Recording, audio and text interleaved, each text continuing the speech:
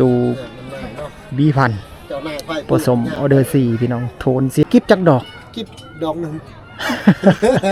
ปอตัว1,200 บาทเอาไว้ไอ้เจ๊ก1,200 บาทเองวอย4มั้งเนาะวอย4 บาทเบอร์234 ยิ้มเปื่อยคุยเอาอาจารย์ซาลีเพิ่นเนาะวันนี้มาถ่ายทำมิวสิกเพิ่นเด้หรือว่าสิเป็นทั้ง2 YouTube บริษัทเนาะชื่อเลยไอ้แจ็คชื่อยังไอ้แจ็คฟ้าโถชื่อใครๆเขามาพี่น้องในวัดอีกทีเอามาป่ะดิสดๆให้เลยรายการดนตรีเขาตอบสนองความรู้สึกแบบนี้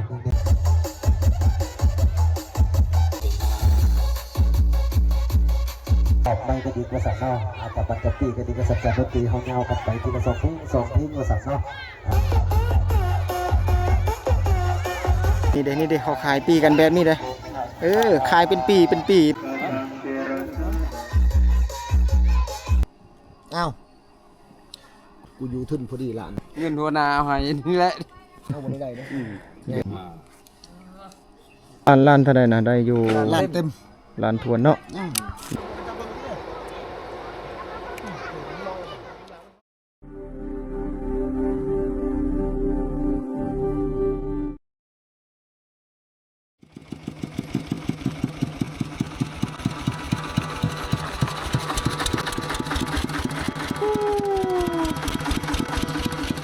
เอา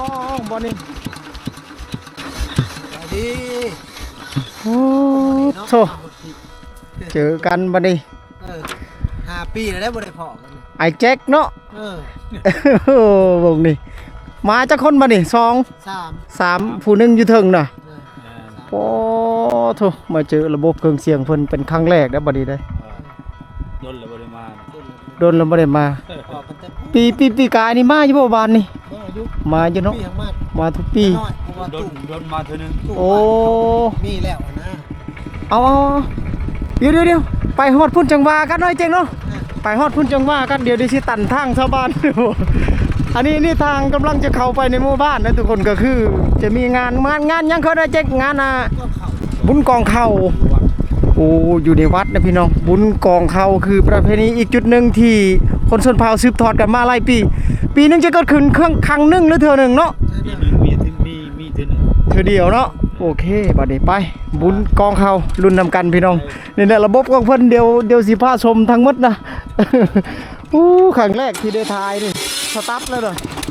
เอาโอ้โธ่พี่น้องเอ้ย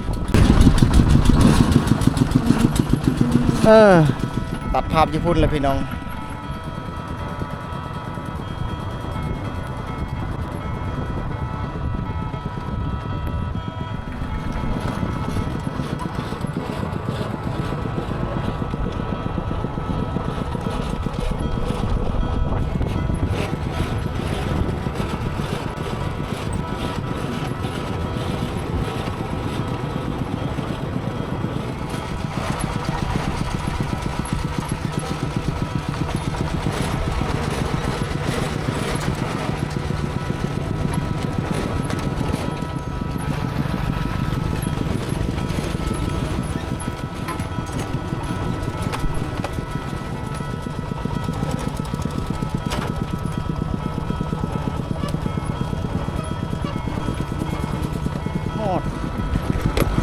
หอดหมู่บ้านเลยพี่น้อง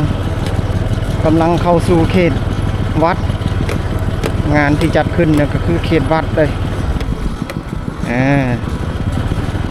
อันนี้อยู่ใจกลางหมู่บ้านแล้วตอนนี้เดี๋ยวตัดภาพญี่ปุ่นเป็นขั้นตอนพี่น้องนี้คือคลิปงานประเพณี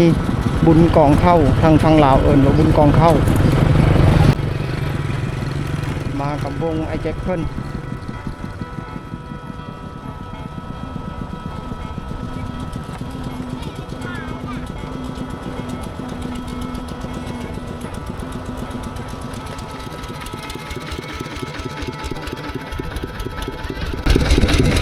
มาฮอดสถานที่แล้วตอนนี้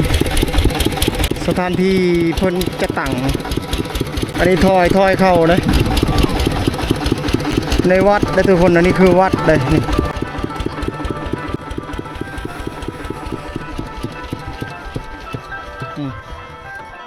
มันจะมีเสียงเพลงเสียงลำอยู่ตัวนี้เพิ่นเอาลงโครงเหล็กได้บัดนี้เลยเอาบัดที่นี่พี่น้องสลีตัดภาพ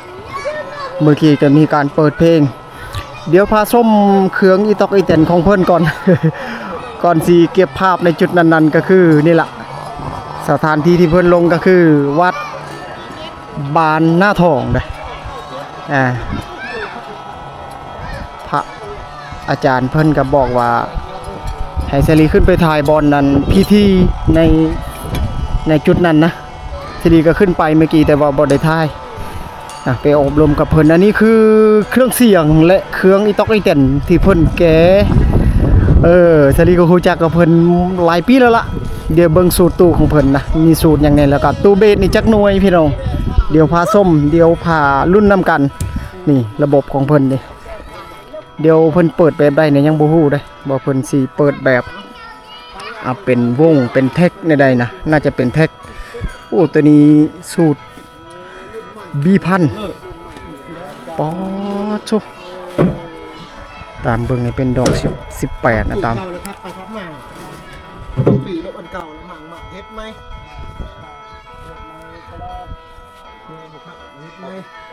เบิ่ง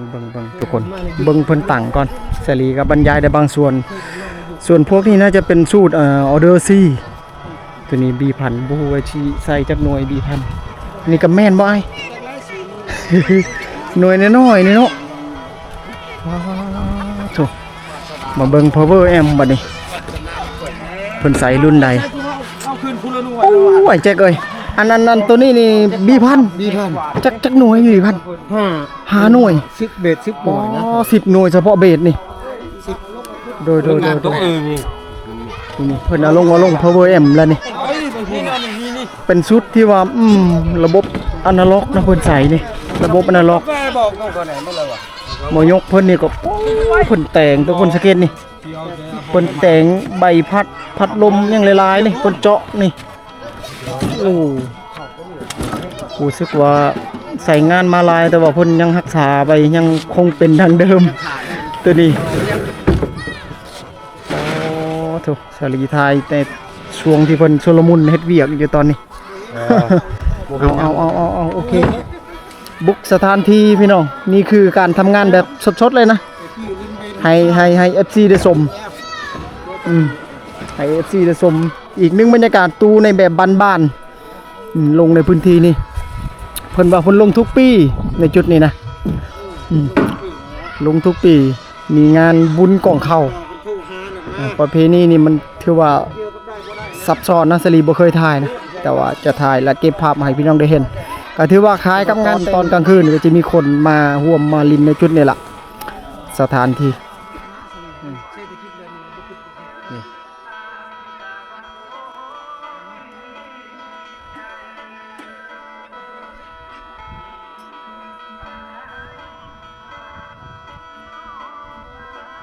ต้องคือโทรศัพท์ไปจับเสียงมันเอาหมดเลยเสียงนะลายนี่เลย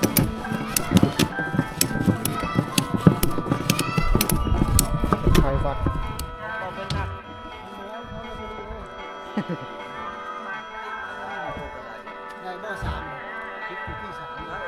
เอาขึ้นเสียงกลางแล้วตอนนี้หน่วยหนึ่งนี่2 ดอกได้หน่วยหนึ่ง2 ดอกน่าจะเป็นดอก15พี่น้องตัวนี้น่าจะเป็นดอก15แล้วก็มีอีกหน่วยหนึ่งนี่เสียงกลางนี่อยู่ในกระ4 5 6 7 8อ๋อหลายใบสำหรับเสียงกลางของเพิ่นรุ่นแหลมนี่ป่ะนี่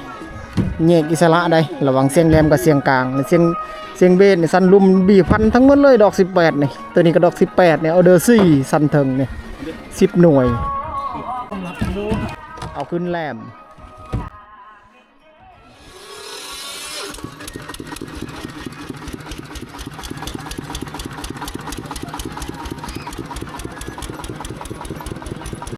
เพิ่นย้ายรถได้นี่เลย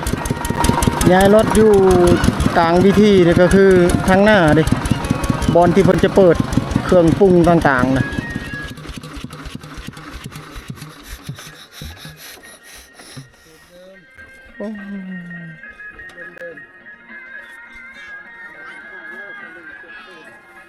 เพิ่นเลือกสถานที่เพิ่นตั้งนะตอนกลางคืนก็จุดนั้นแหละเพิ่นสิมิดเสียงเครื่องปรุงต่างๆก็อยู่ในจุดนั้นนี่คือวิธีการเปิดของเพิ่นนะสำหรับวงเพิ่นนี่พี่น้องเรียนรุ่นน้ำกันเพิ่นสิเฮ็ดวิธีทางหน้าที่อ้อมวิธีเด้เก็บคาบัตรคาปีเนี่ยน่าจะประมาณนั้นแหละพี่น้องเนาะขุดแล้วตอนนี้เพิ่นกำลังขุดวิธีได้บัดนี้เด้ขุดวิธีเราเป็นลำวงแบบอ้อมๆนะคันฟังไทยเรียกว่าวงย้อนยุคแต่ว่านี่คือ ปัจจุบันในจุดนี้เด้ทันสมัยแล้วแต่ว่าเขตบ้านเชลีนะบ่ค่อยมีลักษณะการเฮ็ดในแบบนี้นะเป็นวิธีแบบนี้ส่วนใหญ่เขาเปิดรับงานแบบงานจ้างงานนั้นเลยแต่ว่าในเขตนี้ก็จะมีอีกแบบนึงก็ค่อนข้างปรับเปลี่ยนกันได้อยู่ในเขตเมืองพีนคือกันนั่นแหละแต่เชลีก็บ่เคยเข้ามาถ่ายโดยเฉพาะวงเพิ่นนี่คุดตัวนี้เฮ็ดเป็นลักขึ้นน้อยเนาะลักขึ้นสูงๆนะแล้วเอาแยงบ่มาออมมายังน่ะแม่นบ่แยงเนาะโอ้เดี๋ยวทาเบิ่งตอนแล้วเด้อพี่น้องเด้อเพิ่นกำลังต่อสายตู้เด้ก็คือสายตู้เบสเพิ่นนี่เพิ่นต่อกันทางหน้าในแบบนี้เลยเด้เพิ่นบ่ได้มีระบบสปีดคอนก็ถือว่าเป็นระบบที่มาตรฐานพอสมควรพี่น้องดอก18ทั้งหมดกำลังวัดแล้วก็น่าจะโอเคอยู่สำหรับการต่อการควงแบบนี้เดี๋ยวมาเบิ่งเครื่องปรุงของเพิ่นนะสำหรับเสียงกลางนี่ก็เห็นแล้วล่ะหน่วยนึงต่อ2ดอกแหลมอยู่ต่างหากได้ระบบแหลมเพิ่นกันนั่นแหละตามที่เห็นนั่นแหละระบบจรวดเปิดหั่นเพิ่นต่อแล้ว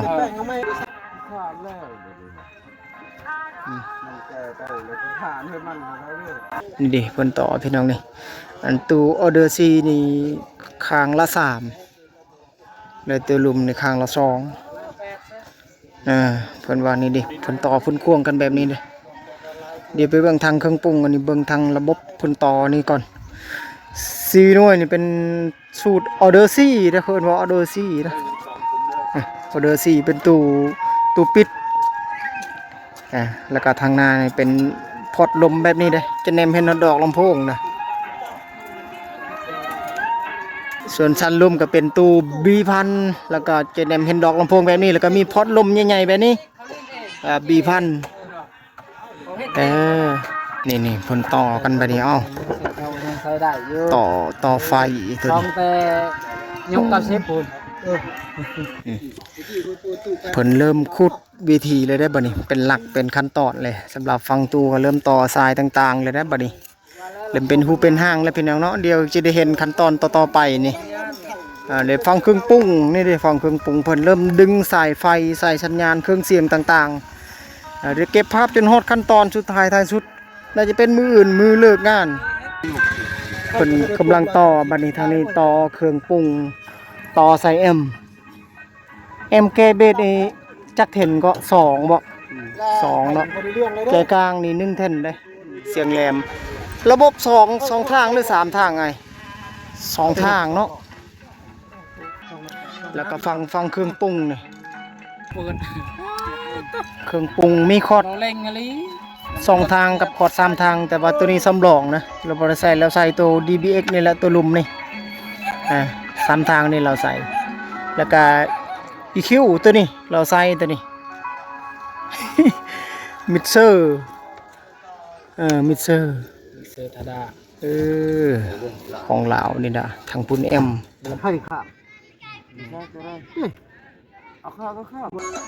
พิ่นเริ่มแซกเสียงแล้วบัดนี้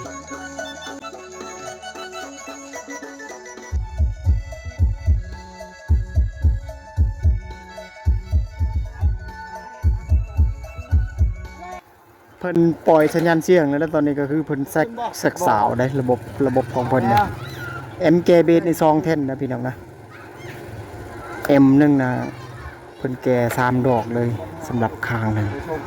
แต่ M1 เนี่ยแสดงละ2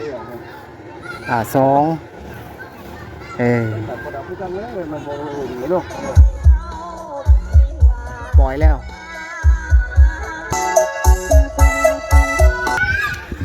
พิ่นปล่อยเสียงแล้วก็เซ็กเสียงในเสียงประมาณนี้พี่น้องเนาะส่วนวิธีเพิ่นก็กำลังก่อตั้งและกำลังเฮ็ดกันอยู่ในตอนนี้อันนี้เป็นประตูเด้เบสเพิ่นนี่ถือว่าเสียงแบบลอยๆนะแต่ว่าในวิดีโอสิริอาจจะเอาลงเสียง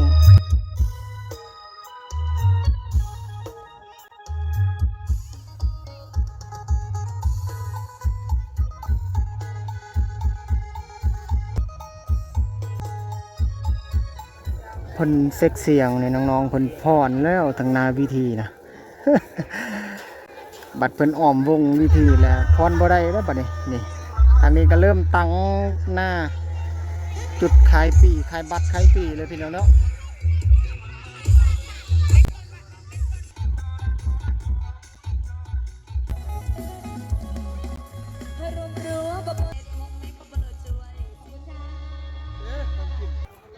เพิ่นกำลังมัดสายต่างๆพี่น้องตกแต่งหน้าวิธีของเพิ่นนั่นแหละถ้าว่ามีงานแต่งหรือว่างานกินดองก็จะจัดขึ้นในลักษณะนี้รูปแบบนี้ได้เขตนี่นะเจ้าของเครื่องเสียงต้องไปเก็บเอาปี้เอารายได้จากคนที่เขามาลินมาพอดมาเต้น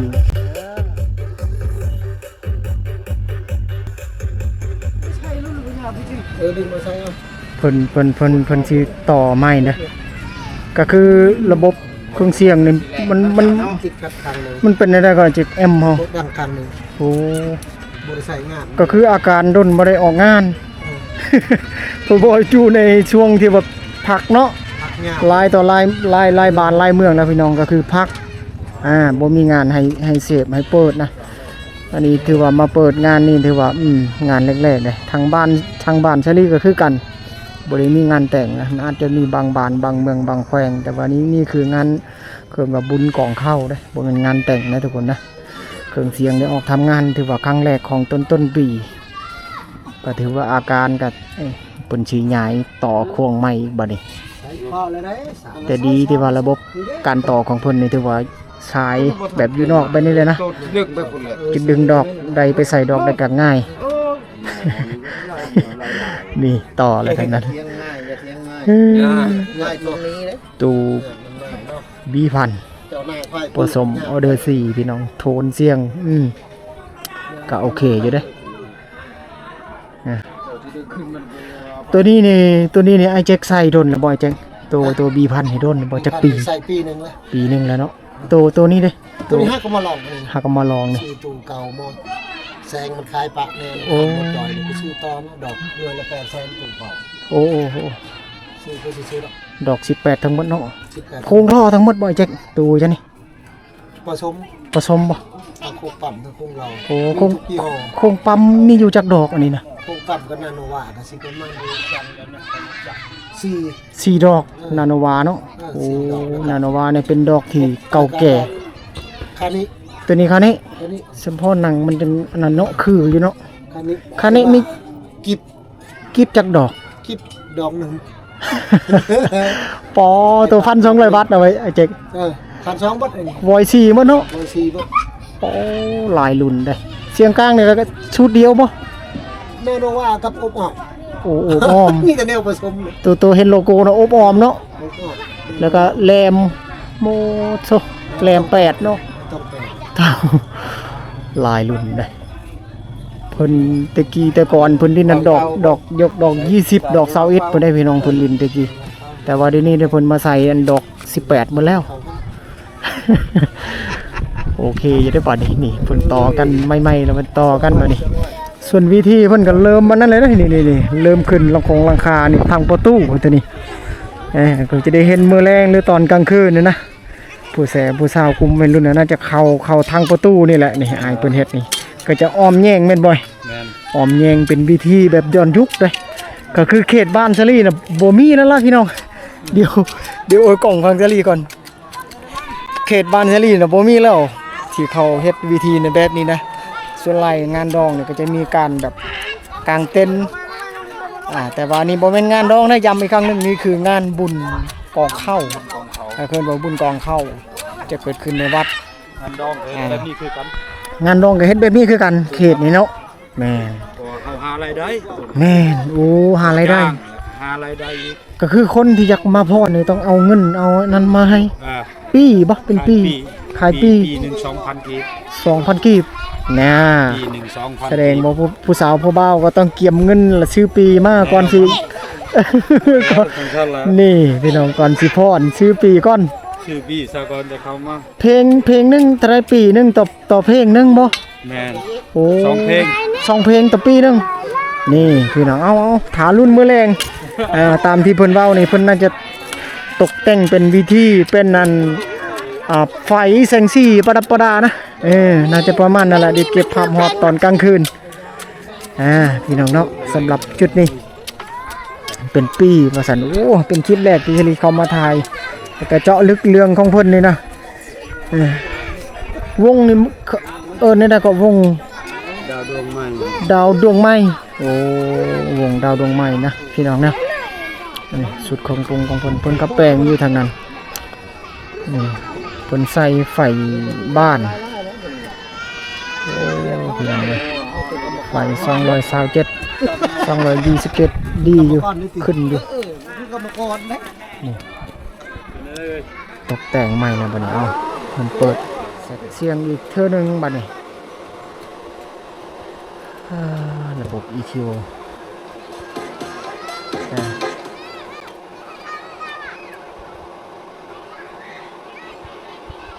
เอาบัดนี้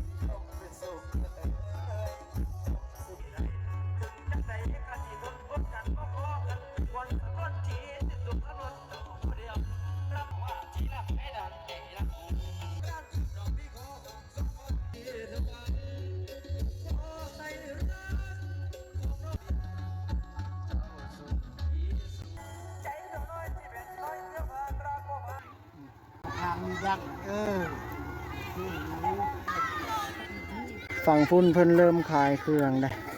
วางเครื่องขายพ่อค้าแม่ขายเนี่ยน้องๆแซ่ๆเลยเด็กน้อยหลายเลยพี่น้องนะ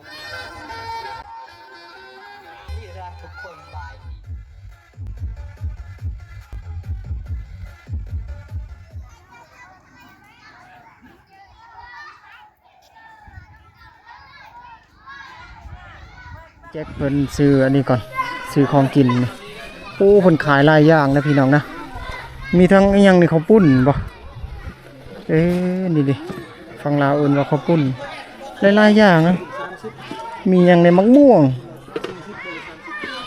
พร้อม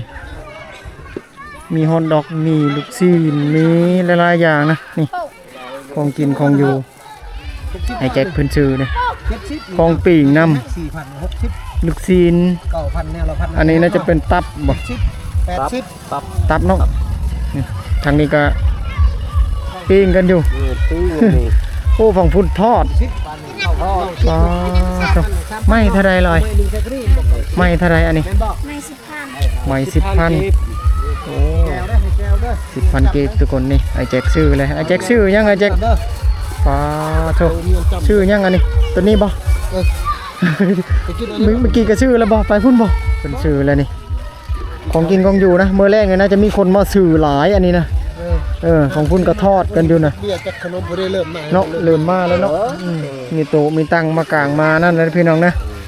เพิ่นเฮ็ดกันแบบนี้ได้นี่ฝั่งนี้เริ่มมานั่นแหละโอ้เดี๋ยวมื้อแรงพี่น้องน่าจะคึกคืนหลายๆกว่านี้เด้อคนเด้อพี่น้องเด้อโดยเฉพาะตอนกลางคืนนี่ซื้อเอาไปกินนะบัดนี้ได้ เอาพี่น้องบัดนี้สุลมุนล่ะน้องๆนี่หลายเด้อโอ้ฝั่งพุ่นหลายเด้อโอ้นี่นะบัดนี้จะรีขึ้นมาจุด ตอนไอ้จิต คือ6 ปีแล้วบ่ได้พอกัน จุดรถได้เลยบ่ได้เอา6 ปีแล้วบ่ได้พ่อกันได้เจ้เนาะ มีพักกลับเนาะ โอ้ยสิกลับจำจับ กินข้าวบ่ได้พี่น้องกินข้าวสามัคคีว่าซั่นพร้อมกับเสียงอันอิหยังกับพัดลม Power M นี่อาหาร3 คนซีกับชาลีมาที่กันกับ3นี่เนาะเอาโอเคบัดนี้กินข้าว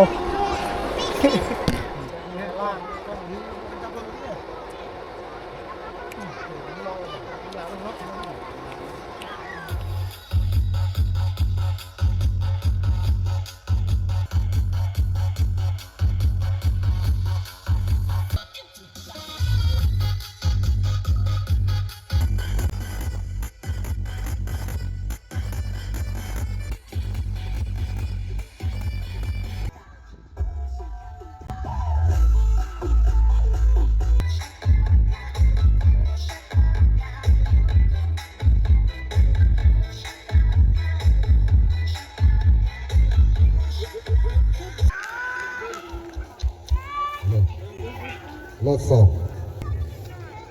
มัน สอบ เปิ้นแซกเสียงนะบัดนี้ สอบ3 4 5ฮัลโหลรถส่ง แซก รถส่ง3 4รถส่ง3 4 5ทุกสอบรถส่ง3 4 5ฮัลโหลรถส่ง3 4ฮัลโหลแล้ว1 2 3 4 5 6 7 8 9 0 7 8 6 5 4 3 2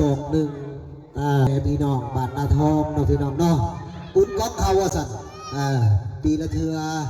เนาะแต่จิตก็ได้มากครูปีให้ละว่าสันเนาะยกไว้แต่ย่ำเขาวัดสาสัมพุทธตกผ่าลุ่งสิบได้มากเนาะพี่น้องเนาะเคยมาบนมาซื้อครูปีเลยเนาะงานดอกกันกลัวละตู้ไล่ซูมือเนี่ยอยู่ไซกับมี่บ้านแต่เจกกันนานๆมาที่เนาะก็เลยพวกพ่อพี่น้องทำหน้าท้องมาสอนพี่น้องเนาะติดมากหลายปีนั่นแหละพี่น้องเลย27-28 ปีได้เล่นน้ำตู้ในเท่าค่าตู้นี่ละขบวนซื้อกันมาแล้พี่น้องผู้แสบผู้สาวทาแปลกแต่งตู่เนาะคงยำเนาะเขาตองดอกไม้ผู้แสบผู้สาว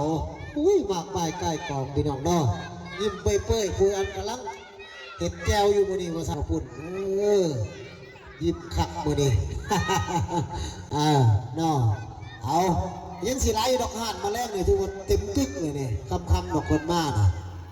ประจักษ์ไข่เบียร์ประจักษ์เต็มอายะเนาะมือนี้กระลิ้นไปฮอด12 โมงพี่น้องทั้งนอดป้องกันว่า12 โมงเด้อภาษา12 โมงแล้วกันปิดเนาะพี่น้องเนาะ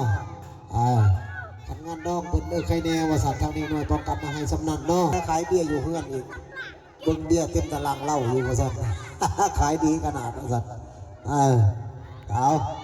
มวนซื้อให้น้องๆนุ่งๆลูกๆหลานพูดละมาแต่สมัยกินดองแม่เขาพูดละมาในฮอดลูกฮอดหลานแล้วว่าสัตว์ต้องเลยเปิดดูว่าสัตว์เอาที่มวนเต้นซื้อนะอาจารย์ดุติเขาตอบสนองเป็นเสียงเพลงเสียงรับดีน้องฟังเสียงเพลงเสียงรับกันไปเด้อพี่น้องเด้อตอนนี้ทั้งอาจารย์ซาลีเพิ่นเนาะวันนี้มาถ่ายทำมิวสิกบนเองหรือว่าสิเป็นทั้ง2 YouTube บริษัทเนาะเอาตัวบทที่นี่กับสินี่แหละบริษัทเปิดก็ได้นี่ดูไอ้บันใหม่พี่แกะเด็กกุฏิระเบิดหัวแจกระเบิดเนาะให้310 ปลายหลังคาเหือนนั่งตะจือเนาะเนี่ยอันนี้เราว่ามาก็เนี่ยเพิ่นเริ่มตกแต่งไฟแสงสีเลยทีมงานอายเพิ่นนี่ขึ้นสูงเลยเพื่อจะขึ้นไปมัดไฟแสงสีไฟไม่ช่วงค่ำเนี่ยเพิ่นจะเปิดและเห็นหุ่งนะพี่น้องเด้อตอนนี้มีการหมดเครื่องเสียงน้อยนึงเพิ่นก็ลมเวียกคือการได้บุญในจุดนี้นะสิ่งที่เกิดขึ้นประเพณีงานบุญกองเขานี่สลีเคยเห็นหมู่บ้านผู้ไทยแล้วก็บ้านนี่นะเป็นบ้านอันสนเผามังกองนี่แหละพอบรูนี่แหละพี่น้องแต่ว่าเพิ่นสืบทอดกันมาแบบนี้จุดที่มีงานประเพณี ก็คือในจุดนั้นแล้วนะในศาลาวัดนั่นแหละตลาดตะลีก็เริ่มคึกคืนคนหลายแล้ว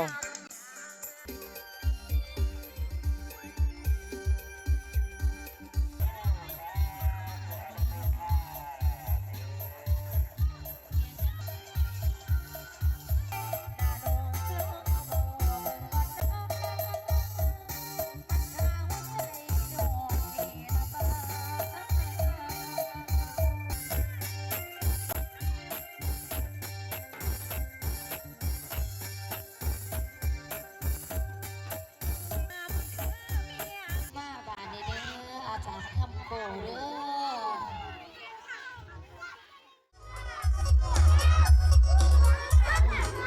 เปิดไฟเลยได้บัดนี้เนี่ย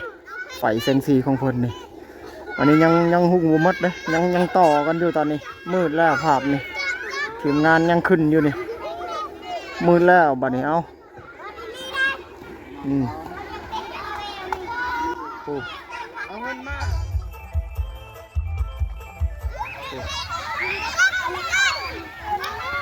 ทางวิธีทางตู้ทางไฟเซงซีบัดตอนแล้วกลางคืนกับประมาณนี้แหละตอนนี้ยังอยู่ในขั้นตอนน้องๆเพิ่นพรกันอยู่เลย เดี๋ยวจะมีขั้นตอนขายบัตรขายปีพี่น้องรุ่นนำกันผู้แสวผู้สาวผู้บ่าวน่าจะมีนะบานนี่กะ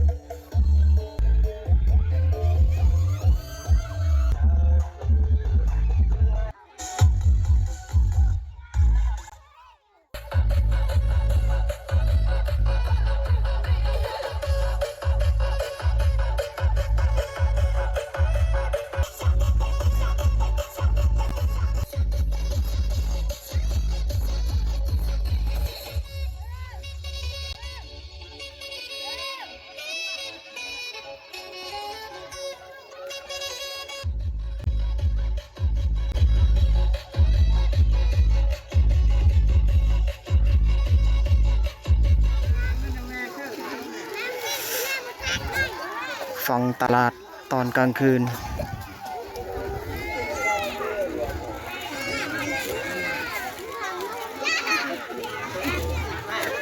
ขายดีเลย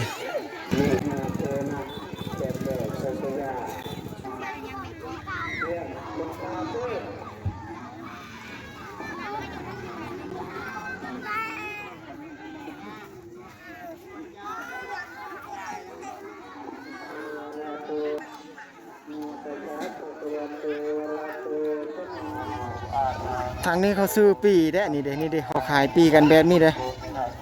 ขายเป็นปีบัดน้อยๆนั่นแหละนี่โอ้ปีนึงนี่2,000กีบเลยทุกคนนี่ปี5,000โอ้คัน3 ปีละ 5,000 นี่พี่น้องโอ้น้องๆเขามาซื้อนี่คนเริ่มมาลายแล้วนะดึกเลยนี่ทางพุ่นบทสูตรกันอยู่แล้วก็เสรีมีโอกาสถ่ายและบรรยายให้ FC ได้ชมนั่นนี่นะ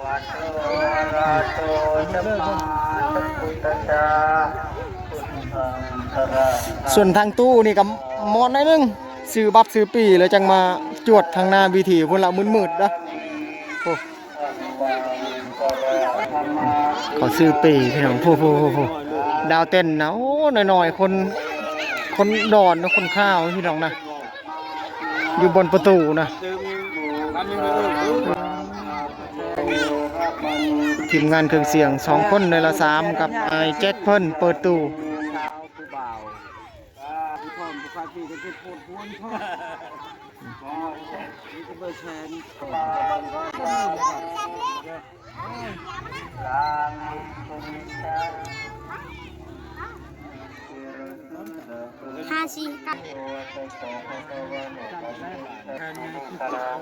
ทางนี้คือคืนบัดนี้เริ่มซื้อบัตรซื้อปีจับจองทางหน้าวิธีแล้วบัดนี้นี่มีแต่น้องผู้สายเด้แล้วก็น้องผู้หญิงนำโอ้เริ่มพรเลยได้บัดนี้จะรีเก็บภาพต่อเนื่องพี่น้องนี่คือบรรยากาศกลางคืนน่าจะอยู่ในเวลา 7 โมงตอนนี้โอ้ไฟ ฝั่งหนึงก็มีเสียงพระอาจารย์เพิ่นอันนั้นอยู่ทาง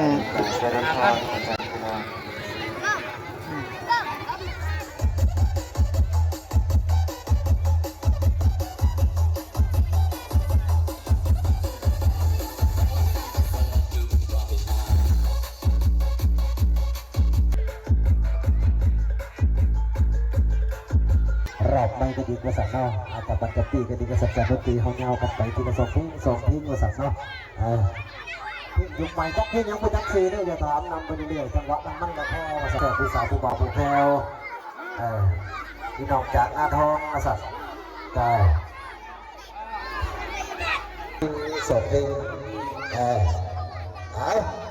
ก้าวกันเข้ามาบัดนี้กับสนองกระดิ่งทีละ2 เพลงกระดิ่งจับคู่กันไปอาจจะบัดเต็มเพลงเข้ามาบัดนี้สดๆให้เลย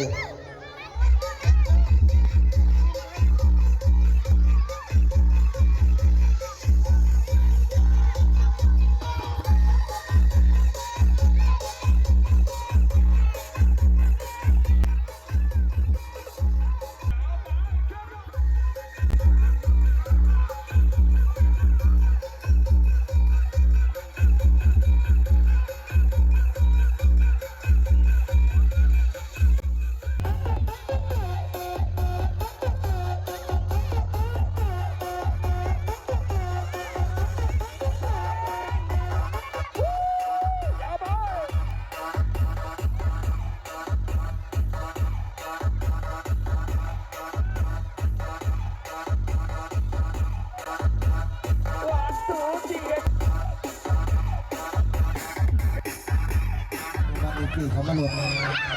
วงเดียวคนเล่นไปนี่แหละว่าสั่งเนาะค่อยๆเข้ามาพี่น้องดูว่าพี่เป็นกรรมการสักคนเสียบของเราพี่น้องของแท้กับของแท้เดียวกันให้ว่าสั่งบ่ยากของแท้อะไรเอาแนวให้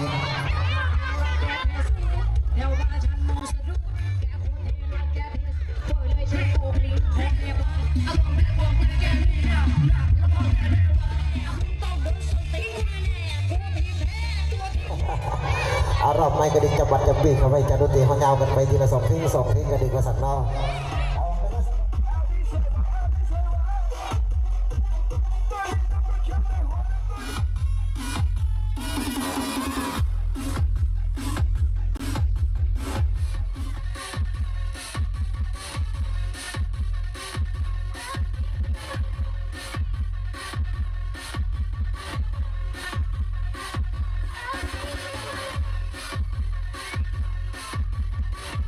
ยิ่งแข่งมาสัตว์เงากันไปเรื่อยๆการดนตรีเขาตอบสนองของสัตว์เด็กแบบนี้แน่เอาจะบัดจะปีเขาไม่อีกว่าสัตว์นอกจากดนตรีเขาเงากันไปเป็นมันงมันเองแจงครับเอาเสื้อกันไปการดนตรีเขาเงากันอีกทีละ2 เพลง2 เพลงนี้เจอได้มาเลยเจอคนไส้เจอคนไส้กับเพื่อนคนไส้ว่าสัตว์นอก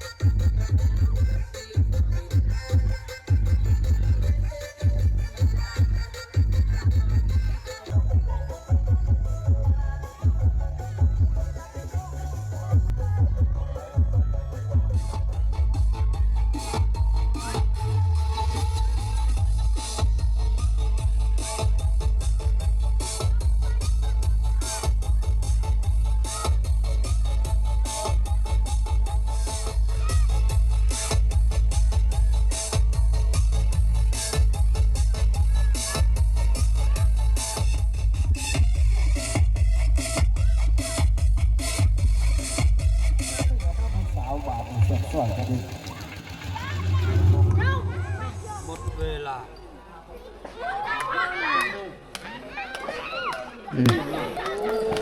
อ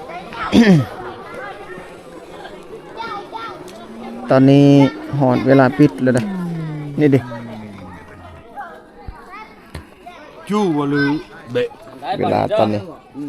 บ่ พ่อเลยนะ หมดบาดดิจบสิ้นลงไปพอดี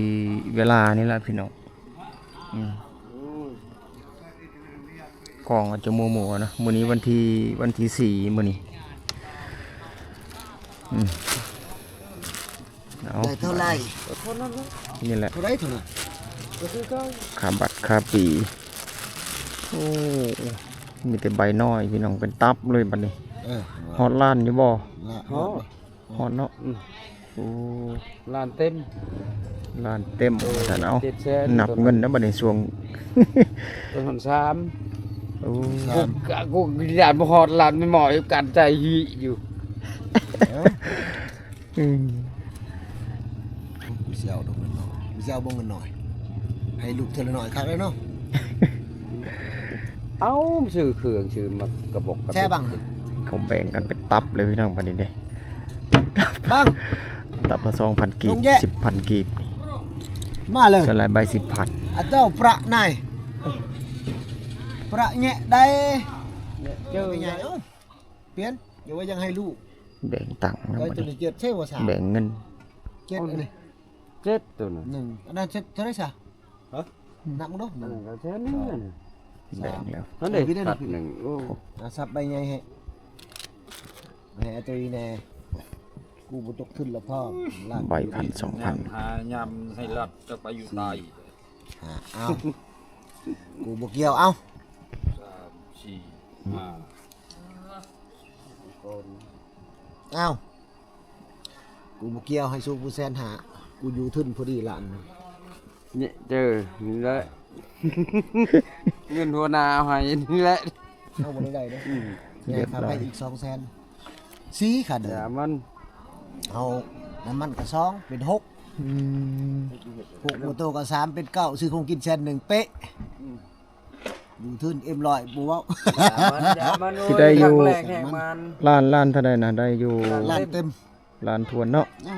นี่พี่น้องเอา ขึ้นแล้วก็พอแล้ว ล้านกีบ โต พอเลยเว้ย อันนี้เห็นบ่โตหากับ บ่ได้ซัก บ่ได้เซ็กหากับเพิ่นเสียงหากันได้ตอนดึกเห็นบ่ใครๆมา เออมันก็ ไฟ ด้อยู่ เอ้ามันบ่ล ไฟ งโต นั่นแหละไฟมา มันเครื่องเขามันยังบ่หอนเด้ นี่ บ่ แหละ แม่นเนาะ เครื่อง เฮานี่แหละปรับจูนหามันยังบ่ถึงระบบมัน ตัวปรับยังบ่ได้ มันก็เลยได้ตอนดึกๆนี่ค่อยๆไปนี่แหละ โอเคบัดเดี๋ยว ได้ก็ คอยแกะ สู้ คอย ไป ไถไป ส่งถ่ายคลิปเครื่องเพิ่น เขาได้บ่ได้บ่ว่าดอก เออน่ะ พอได้ลูกน้องเลี้ยงลูกน้องคือวงดนตรีเขาเว้าแหละไปเสพบ่ได้ บ่ ก็ ได้ ได้ลูกน้อง จะปล่อยให้ ดี ได้50,000ก็มี เอาทุกคนบัดนี้สลีบ่ได้มือได้อันที่อัดหน้าอัดตานี่เนื่องจากว่าอัดตั้งแต่ตอนกลางเว้นเพราะแล้วอากาศร้อนกับพร้อมกับหนาวกี่พุ่นก็ลายเข้ามาทางนี้ฮอดเวลานอนบัดนี้เครื่องเสียงก็ถือว่าปิดและพักแล้ว เวลาประมาณ 11-12 โมงพอดีเลยนัดหมายเวลาก็ประมาณนั่นแหละเพิ่นให้เปิดประเภท เพื่อมานี่แล้วสบาย ว่าลูกมันแล้ว สบายที่ตอนเช้าพี่น้อง อันนี้คือตอนเช้าแล้วได้ตื่นเช้าแล้วอันนี้สถานที่นอน อันนี้คือมือที่สองแล้วนะมือที่สองแล้ว เดี๋ยวเก็บภาพเล็กน้อยนะทีมงานไอ้เจ็ดคนที่ได้กู้เครื่องเสียงนี่กู้เครื่องเสียงเมื่อได้ทีมงานดาวดวงไม้ชื่อวงได้นี่เด้แต่กี้แต่ก่อนก็ตั้งซื้อนี่เนาะไอ้เจ็ดเนาะ จะมีกลายเป็นโดนใจซื้อ โดนใจชื่อๆเนาะ โดนใจโดนเถาเลยว งของเพิ่นนี่ถือว่าได้ยินชื่อเสียงมาหลายปีแล้วล่ะพี่น้องตั้งแต่ โดนใจวัยรุ่น ด้นเลยนะตั้งแต่ชลียังหน่อยแล้วคันสิเว้าเลยพี่น้องเมื่อก่อนนี่ก็โอ้ 28ปีจะเปิดใหม่ 28ปีแล้วนะลินเครื่องเสียงนี่เนาะโอ้พี่น้องนี่ก็ได้ถามเพิ่นได้ไปเจาะลึกเรื่อง แต่หน่อยหายใหญ่ อืมถือว่าด้นเนาะ รุ่นแรง เครื่องเสียงเนี่ยบ่แม่นเว้าเลยมันหลายสูตรเลยละลินเนาะ บ่ว่า สูตรใดที่มั แต่ น แอมต่อโมไพ่ ปอแตะกี้นะ 12 โวลต์ โอ้ เริ่มเปิดตั้งแต่มัดตู้สกุลรถทีบคนเอาก็จนบ่ ตั้งแต่บ่ได้มีคอร์ดคือปัจจุบันเนาะ ก็มีอันนั้นซื้อแอมปีหน่อยๆใส่หมูไผ่12 ตะกี้เนาะ ตู้ก็2หน่วย ลุยมาปัจจุบันจนฮอดอนาล็อกฮอดดิจิตอลฮอดอีหยังหลายๆอย่างเนาะเครื่องคู่มือขยับไปดิจิตอล ปัญหาเราจะ หลายอย่างแล้วเดี๋ยวนี้คือฝั่งไทยเขาลินโอ้ระบบมันหลายแล้ว นับแต่หมอยก นับแต่ยังเป็นดิจิตอลเมื่อแล้ว คือเครื่องนี่ไอเจ็กนี่มันอันนี้ตัววัดเพศอันยังนี่ตัวเลขมันเป็นไปได้เลยเด้อเนาะตัวเบิ่งอันเลขหมอยกในแต่นั้นบ่เนี่ยพอหมอยกมันอยู่พุ่น เบิ่ง แล้ว โหว พุ่ ต น เบิ่งอัน โหว เสีย ต ง มั มัน น อ ขึ้ ยู่ น นี่ จากเปอร์เซ็นต์ เออ เสียงเปอร์เซ็นต์ ไฟนี่225 20เนาะบัดเนี้ยเปิดลงก็จะลดลงหน่อยนึงตัวเขียวๆแล้วพี่น้องได้ดอกตัวหมอยกมันอยู่พุ่นไฟเนี่ยลาวก็ประมาณนี้แหละ โอเคอยู่ติ โอเคอยู่ได้ อยู่ดอก เอาได้เก็บภาพจุดอื่นๆไปนำมันสถานที่นอนเฉลี่ย อันสาวนมลุกแล้วบ่ยังบ่ทันลุกอยู่ลุกสารนึงข้าวนึงน้ำซาแล้วล่ะว่าจะหน่อยลุงใส่บาตรเด้อล่ะเด้อผู้สาวอันเต้นเก่งๆเมื่อคืนนี่ เนาะเฒ่าแก่กับรับอยู่เทิงบ่แล้วว่าซั่นสอดแจ้งเนาะเอาจนสอดแจ้งไปติทุกเหมือนยินเราบ่นี่สงสัย เครื่องจักรรถเพิ่นนี่ก็มีน้องน่าจะใช้งานมาหลายปีแล้วล่ะตามเบิ่งนี่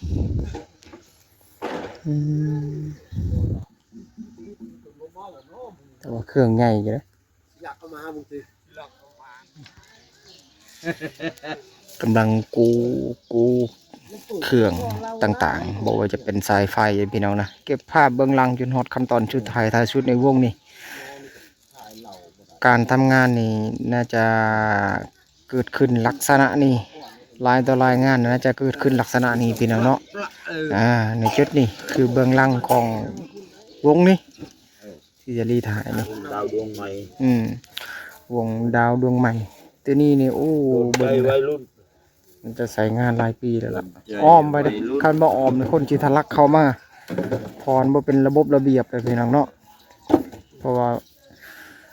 มีการคายปีสื่อปีกันตามในคลิปต้นๆกลางคลิปสำหรับมื้อคืนนั่นล่ะบัดนี้ทางเครื่องปรุงเพิ่นก็กู้ได้นี่เด้ระบบคอร์ดของเพิ่นนี่มีอยู่3รุ่นนะ2รุ่นพี่น้อง2ทางกับ3ทาง DBX กับตัวนี้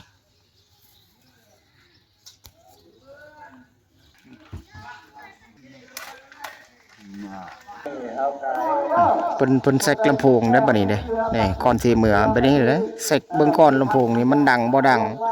นี่แหละคือขั้นตอนและหลักสูตรที่ดีที่สุดพี่น้องก็คือคันออกงานมื้อหน้านี่ก็จะฮู้ว่าตัวใดดังบ่ดังคันยามเปิดตึ้มเนี่ยมันแก้ไขยากนะบัดนี้นี่เด้ปัก ตัวนี้ก็ฮัก